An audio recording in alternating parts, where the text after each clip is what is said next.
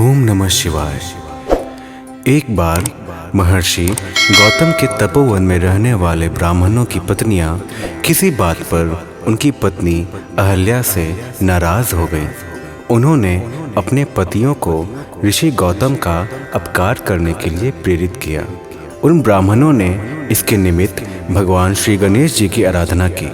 उनकी आराधना से प्रसन्न हो गणेश जी ने प्रकट होकर उनसे वर मांगने को कहा।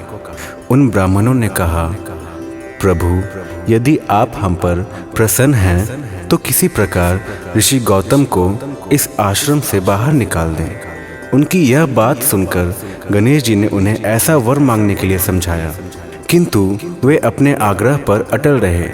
अंततः गणेश जी को विवश होकर उनकी बात माननी पड़ी। अपने भक्तों का मन रखने के लिए वे एक दुर्बल गाय का रूप धारण करके ऋषि गौतम के खेत में जाकर रहने लगे। गाय को फसल चरते देखकर ऋषि बड़ा नरमी के साथ हाथ में तृण लेकर उसे हाँकने के लिए लपके। उन तृणों का स्पर्श होते ही वह गाय वहीं मरकर गिर पड़ी। अब तो बड़ा हाहाकार मच गया।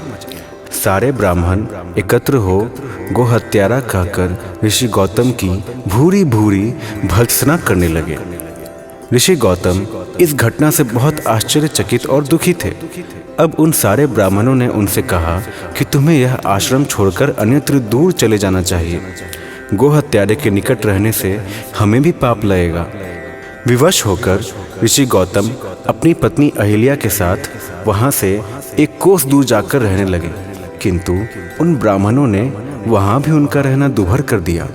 वे कहने लगा, गोहत्या के कारण तुम्हें अब वेद पाठ और यज्ञादि के कार्य करने का कोई अधिकार नहीं रह गया है।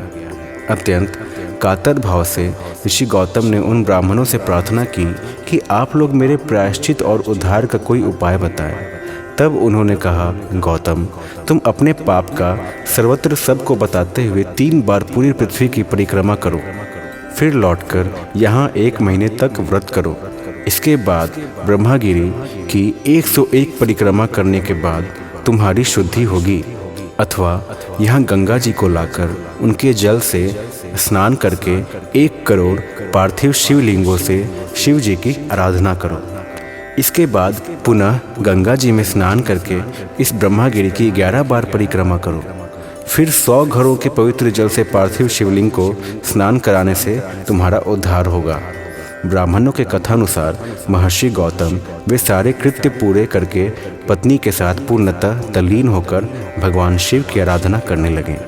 इससे प्रसन्न हो भगवान शिव ने प्रकट होकर उनसे वर मांगने को कहा। महर्षि गौतम ने उनसे कहा, भगवान, मैं यह चाहता हूँ कि आप मुझे गौ हत्या के पाप से मुक्त कर दें। भगवान शिव ने कहा, गौतम, तुम सदैव सर्वथा निष्पाप हो।